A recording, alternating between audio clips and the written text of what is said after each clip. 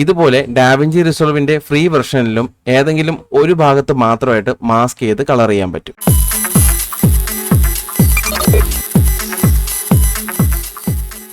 Da Vinci റിസോൾവിന്റെ free വെർഷനിൽ നമുക്ക് സബ്ജക്റ്റിനെ track ചെയ്തെടുക്കുന്നതും cut ചെയ്തെടുക്കുന്നതൊക്കെ കുറച്ച് മെനക്കെടാണ്. എന്നാലും നമുക്ക് ഈ സബ്ജക്റ്റിൽ നിങ്ങൾ തംബ്നെയിലിൽ കണ്ടതുപോലെ ലിപ്സ്റ്റിക്കിൻ്റെ ഭാഗം അല്ലെങ്കിൽ നിങ്ങൾക്ക് വേറെ ഏതെങ്കിലും ഒരു ഭാഗത്ത് മാത്രമായിട്ട് കളർ ചെയ്യണമെന്നുണ്ടെങ്കിൽ നമുക്ക് ഈ ഒരു രീതിയിൽ ഫ്രീ വെർഷനിൽ ചെയ്യാം കേട്ടോ. അതിനായിട്ട് ക്ലിപ്പ് ടൈം ലൈനിൽ ഇട്ട ശേഷം നമ്മൾ കളർ പേജിലോട്ട് പോവുകയാണേ.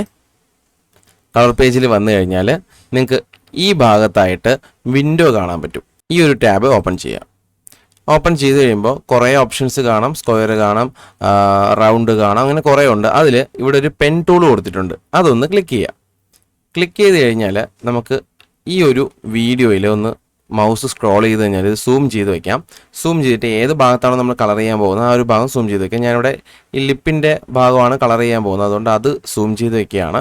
വെച്ചിട്ട് ഞാനിവിടെ റഫായിട്ടൊന്ന് വരച്ചെടുക്കാൻ പോവുകയാണ്. നമ്മൾ ഫോട്ടോഷോപ്പിലൊക്കെ ചെയ്യുന്ന പോലെ ഓരോന്നായിട്ട് പതുക്കെ പതുക്കെ ഇങ്ങനെ ക്ലിക്ക് ചെയ്ത് വരച്ചുകൊണ്ടിരിക്കുക.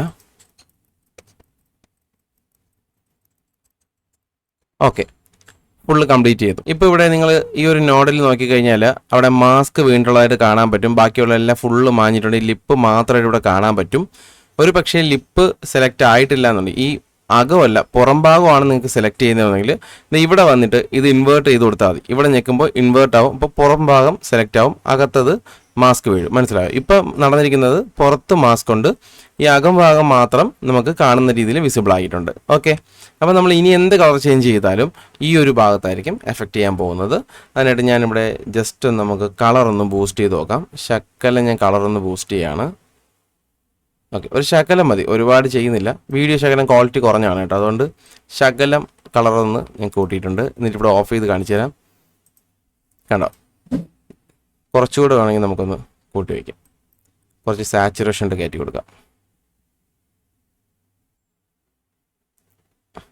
ഓക്കെ, ഇപ്പം നോക്കിയേ, കണ്ടോ.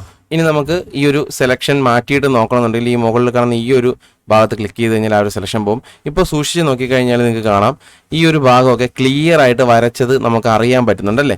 അത് മാറാനായിട്ട് നമ്മൾ ഇതിൻ്റെ ഈ ഒരു വിൻഡോയുടെ തൊട്ടിപ്പുറത്ത് നോക്കിയാൽ ട്രാൻസ്ഫോം എന്ന് പറഞ്ഞിട്ട് വേറൊരു സെക്ഷൻ കാണാം. അതിൽ ഇവിടെ സോഫ്റ്റ്നെസ് എന്ന് പറഞ്ഞ് കൊടുത്തിട്ടുണ്ടോ, ഇതിൽ ആദ്യം കാണുന്ന ഈ ഒരു ഓപ്ഷൻ കണ്ടോ, ഇവിടെ ഇതൊന്ന് പതുക്കെ ഒന്നിങ്ങനെ നമ്പർ മാറ്റി ഇങ്ങനെ ചേഞ്ച് ചെയ്ത് കൊടുത്തു കഴിഞ്ഞാൽ അത് സോഫ്റ്റ് ആവുന്ന കാണാം. നോക്കിക്കോളൂ, ഞാൻ ഒന്നുകൂടെ കാണിച്ചു തരാം. ഇപ്പോൾ ഇവിടെ നോക്കിക്കോളൂ, ഞാൻ നമ്പർ ഒന്ന് മാറ്റുവാണ്. ഇവിടുത്തെ കണ്ടോ, സോഫ്റ്റ് ആയണ്ടോ, നല്ല സോഫ്റ്റായി.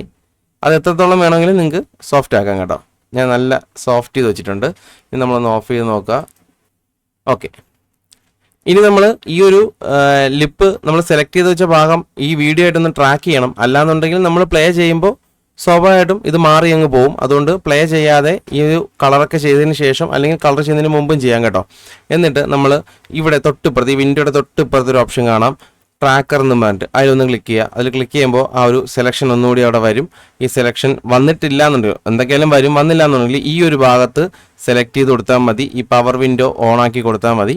അപ്പോൾ ഈ സെലക്ഷൻ വരും. അതിനുശേഷം ഇതെല്ലാം ഒന്ന് ടിക്ക് ചെയ്തിട്ടുണ്ടെന്ന് ഉറപ്പ് വരുത്തിയിട്ട് ഫോർവേഡ് റിവേഴ്സ് ട്രാക്കിങ് ഒന്ന് ക്ലിക്ക് ചെയ്യുക.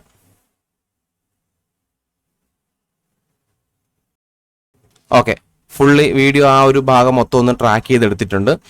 ഇനി നമുക്ക് നമ്മുടെ എഡിറ്റിംഗ് പേജിലോട്ട് പോയിട്ട് നോക്കാവേ. ഓക്കെ, ഇതാ ഇവിടെ വന്നിട്ടുണ്ട്. നമുക്കൊന്ന് പ്ലേ ചെയ്ത് നോക്കാം.